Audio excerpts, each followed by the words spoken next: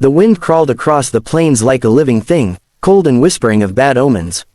By dusk the sky had turned the color of gunmetal, and the only sound was the steady clop of a single horse heading home. Ethan Reed rode with his collar up and his heart heavy, the weight of too many lonely years pressed into the creases of his weather-beaten face. He'd seen this land kill stronger men than him, with hunger, with silence, with guilt, and tonight, it looked ready to claim one more. He spotted the shape in the dirt first. A man, half covered in dust, sprawled beside a fallen chestnut mare. Blood soaked the stranger's shirt dark, the kind of red that never washed out. Ethan swung down, rifle still slung, and knelt. The man's hand twitched weakly toward the gun by his side, but his eyes, pale gray, desperate, met Ethan's instead. "Please," he rasped. "Just make it quick." Ethan froze. He'd heard dying pleas before, but something in this one cracked through the hard bark he'd built around his soul. He looked at the man's wound, a bullet hole just below the ribs, still bleeding but not mortal, not yet. "Ain't your time," Ethan muttered, ripping a strip from his coat and pressing it against the wound. The stranger groaned. "Don't bother," he gasped. "You don't know what I've done." Ethan tied the bandage tighter. "Don't care," he said. "I don't bury men till they stop fighting." By the time they reached the cabin, night had swallowed the prairie whole. Rain drummed on the roof as Ethan dragged the stranger inside and laid him by the fire. The smell of wet earth and blood filled the room. Ethan worked in silence, boiling water, cleaning the wound, stitching the torn flesh while the man bit down on a belt. Every time the needle pierced skin, he winced and whispered that same line again, "Should have been quick." When it was done, Ethan leaned back, sweat on his brow. "You'll live," he said. The man laughed, hollow and bitter. "That's the cruel part." He turned his head toward the flickering firelight. "Name's Carter Vale. Used to ride with the Ash Creek gang." Ethan stiffened. He knew the name. Bank robbers, killers, the kind of men who burned towns just to watch the glow. "You with them now?" Ethan asked. "Was," Carter whispered, "till I took the wrong side of the loot." Morning came gray and heavy. Carter stirred on the cot, breathing rough but steady. Ethan poured him coffee and set it on the table. "You should ride out before noon," he said. "You're patched up, but the law won't spare you long." Carter looked up with haunted eyes. "Law ain't what's chasing me," he said. "It's what's left of my crew. They'll come for me, and anyone who helps me." Ethan stared into his cup. "Let 'em come," he said quietly. "I'm done running from devils." That night, thunder rolled again. Ethan couldn't shake the feeling that he'd made a bargain he didn't understand. He sat on the porch, rifle across his lap, watching the horizon flicker with lightning. In the distance, somewhere out there in the darkness, wolves howled, or maybe it was men. Carter slept uneasy inside, mumbling names Ethan didn't recognize. The storm howled harder, as if the land itself was warning him. Near midnight, hooves echoed faintly, 3, maybe 4 riders, coming slow through the rain. Ethan rose and blew out the lantern.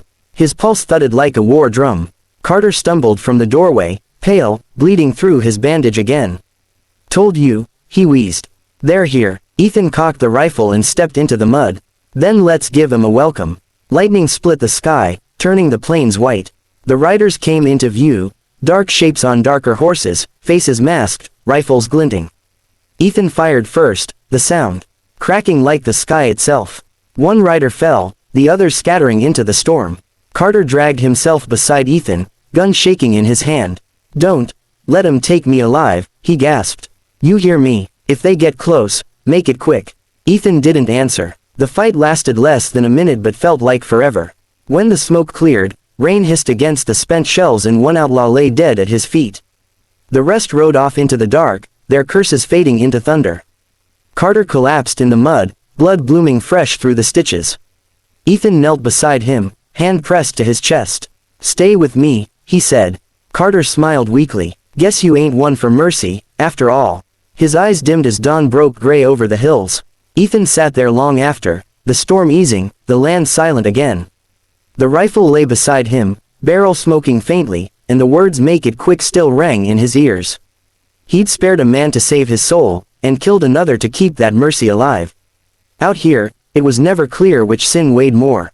By dawn the sky was a flat sheet of silver, the kind that promised no warmth. Ethan dragged the bodies out to the ridge and buried them shallow, because the ground was too wet and the soil too stubborn. The mud clung to his boots, heavy as guilt. He marked each grave with nothing but a stick, no names, no prayers. Carter's cross he planted deeper, whispering only, "You asked for quick. I gave you mercy instead." When he went back inside, the cabin smelled of gunpowder and rain. A coffee pot hissed over the dying fire. He sat at the table, staring at the rifle. Every groove of the stock told a story he wished he could forget. Outside, the prairie stretched endless, quiet, clean. But inside him, the echoes of gunfire still rolled. A man could build fences, dig wells, brand cattle, none of it filled the silence left by killing. By midday he saddled his horse. He needed distance. The air carried the burnt tang of lightning-struck cedar, and buzzards were already circling low over the ridge. He rode toward town with the body of Carter tied across the mule. The man had earned a burial with witnesses, not just dust and wind. It felt like the only honest thing left to do. The sheriff met him at the edge of town. A tired man in a tan coat, eyes sharp from years of knowing everyone's sins.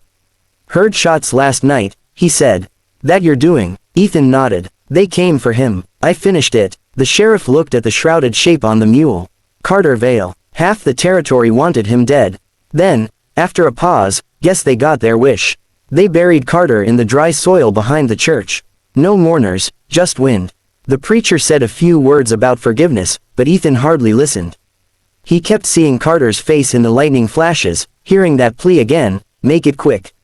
Forgiveness was a word for men who still believed heaven was listening. Ethan wasn't sure he did. That night he sat outside the saloon, watching lanterns sway in the warm wind. A fiddler played something soft, and for the first time in weeks, Ethan let his guard drop. The barkeep, a woman with tired eyes and a kind smile, stepped out and handed him a drink. "You look like a man who just did something he'll spend the rest of his life thinking about," she said. He managed a hollow grin. "That obvious, only to the ones who've done it too," she said, and went back inside. When midnight came, Ethan rode home again. The land smelled of sage and ash. He passed the ridge where he'd buried the others. Coyotes had already found the shallow graves. He tightened the reins, anger flaring, then fading just as fast. The desert didn't honor the dead, it only remembered their scent. He whispered a promise to the wind, "No more graves on my land." Days turned to weeks. The world went on like nothing had happened. The fences still needed mending, the horses still needed feeding. But sometimes, when dusk bled over the plains and the light turned that same cold gray as the morning he'd found Carter, Ethan would stop whatever he was doing and just listen, to the creak of the barn, to the wind sliding over the grass, to the faint echo of a man's last words. He'd done the unthinkable twice, spared a killer, and killed to protect him. Somewhere in between, something inside him had cracked open, a small mercy that hurt worse than any bullet. The land would keep his secret, as it always did. Out here, right and wrong didn't ride separate trails, they just crossed at the worst possible time. And every time thunder rolled over the plains, Ethan Reed swore he could hear that ghost voice carried in the wind, calm now, almost grateful. "You did it quick, cowboy. You did it right."